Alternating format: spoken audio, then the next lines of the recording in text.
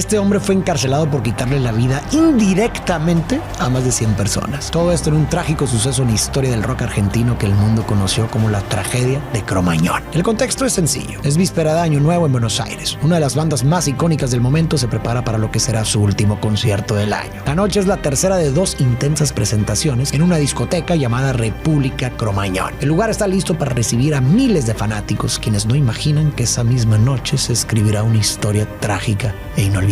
La emoción de la multitud crece cuando la banda comienza a tocar, pero en medio del espectáculo un fan decide encender una bengala a pesar de que está prohibido. Esa pequeña chispa se convierte en un incendio que en cuestión de minutos se descontrola. Las personas quedan atrapadas en el local, que no cumple con las mínimas normas de seguridad y no cuenta con salidas de emergencia. En el caos muchos pierden la vida, otros pierden a sus familiares y la banda, tras el incidente, será detenida, acusada de ser responsable de todo. Para determinar si fueron culpables o no, el contexto es muy importante. Imaginemos que son los principios de los años 60, década en la que el mundo de la música vive una revolución con la llegada de los Beatles a la escena musical global. Su estilo es innovador y diferente, por lo que rápidamente llega a muchos países del mundo, incluidos Argentina, donde inspiran a toda una generación de jóvenes músicos. El género comienza a escucharse en cada rincón del país, mientras diversos grupos locales intentan capturar la magia de estos jóvenes de Liverpool. Con el paso de las décadas, el rock internacional avanza con fuerza dentro de la escena argentina. Sin embargo, después de la disputa por las Islas Malvinas contra Inglaterra, el país atraviesa un cambio cultural importante. El régimen militar que toma el mando prohíbe la difusión de música en inglés y sanciona severamente a quienes no cumplen, llegando incluso al exilio. Esto impulsa el surgimiento de un movimiento musical. Con lo más característico del rock internacional que ya no pueden escuchar, nace el rock nacional, algo similar pero en español y creado por artistas locales. Esta nueva etapa da lugar a una oleada de artistas y bandas muy reconocidos actualmente, entre los que destacan figuras icónicas como Luis Alberto Spinetta, Charly García, Fito Páez, Andrés Calamaro, entre muchos otros. Cuando vuelve la democracia, muchos de los artistas que habían sido exiliados regresan y se suman a la creación de música en este estilo, pero con una mayor diversidad y experimentación a la hora de componer. En los años 90, el panorama se sigue diversificando. El rock se expande, adentrándose en territorios del pop, el punk y el heavy metal. Y cuando llegan los 2000, Buenos Aires ya está dominada completamente por el rock nacional en todas sus presentaciones. Mientras tanto, en los márgenes de la popularidad de estos referentes nacionales que te mencioné, también surge una banda con una perspectiva diferente que cambia la forma de entender el rock aún más. Esta banda se llama Callejeros. Su sonido principal tiene raíces en el rock, pero con algo distinto. La banda, nacida en los barrios populares de Buenos Aires, combina elementos más alternativos y urbanos con la esencia de las zonas más humildes de la provincia, llegando a crear algo que popularmente se conoce como rock barrial. Muchas de las letras de Callejeros hablan de la realidad social y emocional de los jóvenes argentinos, con quienes conectan de inmediato. La desigualdad, el amor, la desilusión y la rebeldía forman parte de sus canciones. Si no conoces a la banda, te cuento un poco. Callejeros es fundada por 2 jóvenes músicos, Patricio Fontanet y Cristian Torrejón, quienes inicialmente la llaman Gatos Callejeros. En sus inicios, la banda atraviesa varios cambios buscando su identidad y no crea canciones propias, sino que se dedica a interpretar covers de los grandes referentes mencionados anteriormente. Sin embargo, al no alcanzar un reconocimiento significativo, finalmente en los años 2000, cuando el rock está en su punto más alto, deciden renombrarse como Callejeros. Es entonces cuando comienzan a escribir sus propias canciones, encontrando su sonido y definiendo lo que quieren transmitir en su música. Pronto se transforman en un fenómeno, donde multitudes se reúnen en festivales y bares para verlos en vivo. En esta historia es importante mencionar al hombre que ves aquí,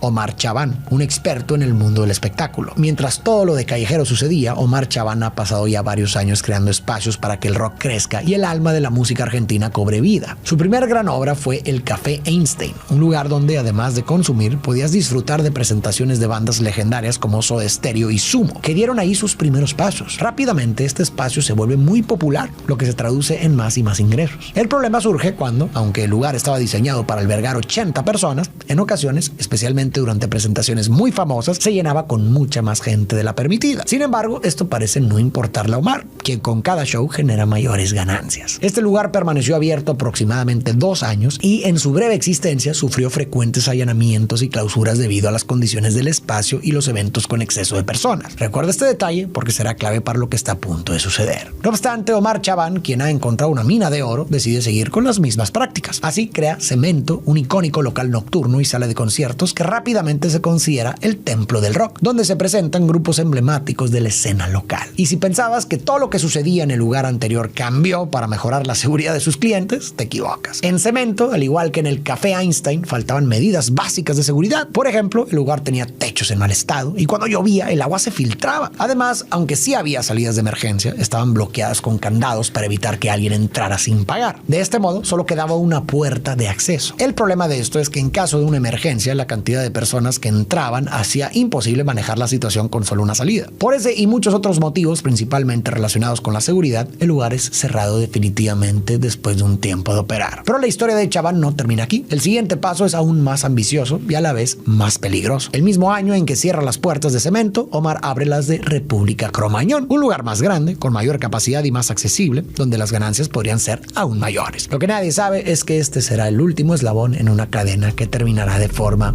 muy trágica. Al igual que los anteriores, República Cromañón se convierte en el hogar recurrente de las bandas de rock. Su facilidad de acceso, su ubicación céntrica y su capacidad para albergar grandes multitudes lo hacen irresistible. Así llegamos a diciembre de 2004, el fin de un año que parecía haber sido el mejor de la banda Callejeros. Para este momento, la banda acaba de lanzar su tercer disco de estudio, Rock and Rolls sin Destino, consolidando su lugar en el rock nacional. Callejeros ha pasado de tocar para menos de 1,000 personas a llenar lugares para más de 5,000. Su energía es imparable, todo parece estar a su favor, y después de presentarse en el estadio Obras Sanitarias, la banda se prepara para cerrar el año con 3 conciertos consecutivos en República Cromañón. Las expectativas de recaudar dinero para Omar son altísimas, y los jóvenes argentinos que siguen a la banda de cerca se emocionan por la posibilidad de verlos en vivo. Callejeros toca las primeras 2 noches sin inconvenientes, ya que, aunque hay más personas de las que debería, la seguridad del lugar toma muy en serio la incautación de pirotecnia, algo muy común en recitales de rock. Sin embargo, el tercer concierto, el del 30 de diciembre, es el que marca el final de una buena racha, tanto para la banda como para los establecimientos de Omar Chabann. A pesar de ser un local dedicado a los conciertos, República Cromañón tiene una capacidad máxima de más o menos 1,000 personas. Sin embargo, esa noche, previa a Año Nuevo, se decide ignorar esa cifra y se venden más de 3,500 entradas, ya que es la última. Recordemos que la mayoría de los asistentes son jóvenes. Algunos van en grupos de amigos, otros con sus familias, porque muchos son menores. Las personas siguen entrando como si todo estuviera bajo control, pero a medida que pasa el tiempo, la presión aumenta. Entra más gente de la que debería y pasan a ser más de 4,500 personas amontonadas. No obstante, la energía, la euforia de la noche lo ocultan todo. Antes de que la banda toque, Omar se sube al escenario y le dice a los presentes: recátense porque si no nos prendemos fuego todos. Eso significa que no hagan cosas fuera de lo permitido, como encender pirotecnia o bengalas, porque se podría incendiar el lugar. Posteriormente, la noche promete ser perfecta. La banda Callejeros comienza a tocar y la multitud explota de emoción al escuchar los primeros acordes de la canción Distinto. La adrenalina recorre el aire, pero algo inesperado sucede. Una bengala pirotécnica se enciende entre el público y el fuego que dispara llega a tocar una malla coloquialmente llamada media sombra, utilizada para reducir la filtración solar. Al ser un material sumamente inflamable, se enciende por completo. En cuestión de segundos, el fuego se esparce rápidamente, alimentado por los otros materiales inflamables que decoran el lugar: madera, poliestireno y paneles acústicos, que se convierten en la vía de propagación más rápida. En ese momento, la imagen de una fiesta se transforma en literalmente una lluvia de fuego sobre los presentes. Pronto se crea un humo espeso que se extiende, mientras el público empieza a darse cuenta de lo que ocurre. El pánico se desata.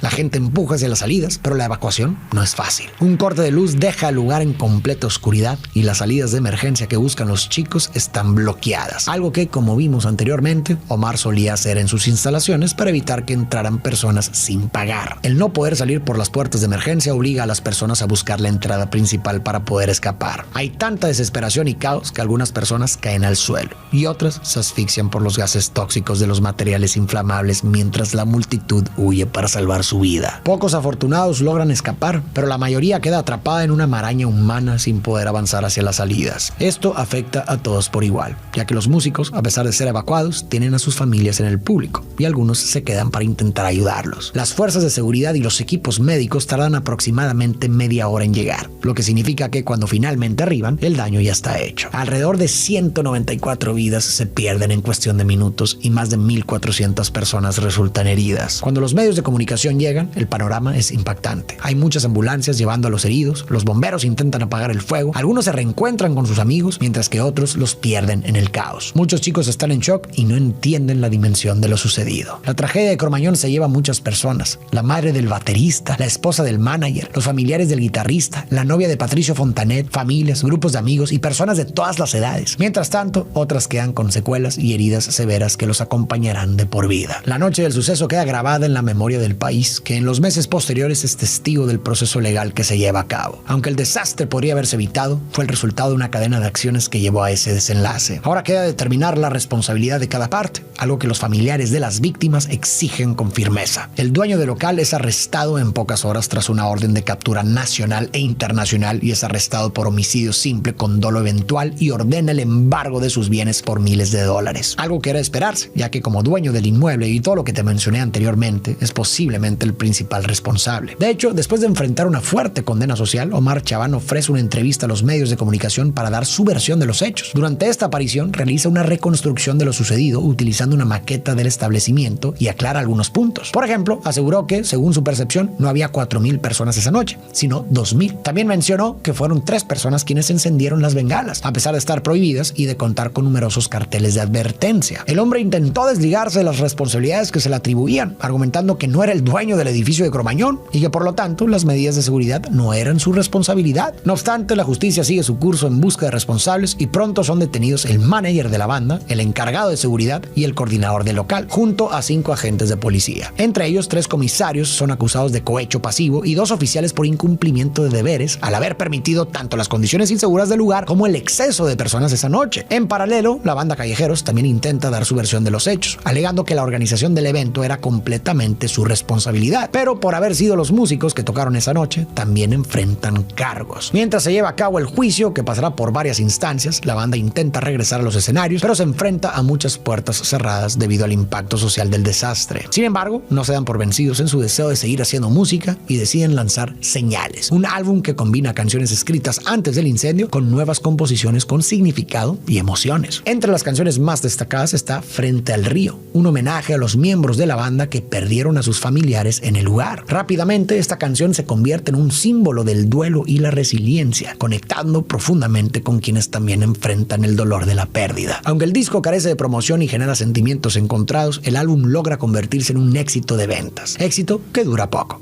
ya que después de varios años de proceso judicial y los conflictos internos, la relación entre los integrantes termina desgastándolos, llevándolos a separarse. Con respecto a su responsabilidad en el siniestro, en un primer veredicto, los músicos son absueltos. Pero tiempo después llega una nueva sentencia. Omar Chaván es condenado a 10 años de prisión y los miembros de Callejeros reciben penas de 7 años. Con el tiempo, el rock barrial, del cual ellos fueron parte desde el inicio, pierde fuerza frente a nuevas generaciones de artistas y bandas, dejando todo su legado y arte como algo efímero en el tiempo. Para el año 2018, el juzgado de ejecución penal, una de las últimas instancias, resuelve que los integrantes de Callejeros pueden salir bajo libertad condicional, excepto Eduardo Vázquez, encarcelado por otro delito, cerrando una tragedia en la que la justicia los encontró parcialmente responsables. Actualmente, en 2025, algunos miembros siguen haciendo música, aunque lejos del éxito que tuvieron en los 2000, mientras otros intentan llevar sus vidas con el peso de una tragedia que quizás pudo haberse evitado. Hace poco se cumplieron 20 años de lo sucedido y la tragedia de Cromañón se ha convertido en un símbolo del precio que se paga cuando la ambición se vuelve codicia y supera los límites de la ética y la seguridad. Si algo se puede rescatar de este hecho es que marcó un antes y un después en la historia del rock argentino y en la seguridad en los recitales.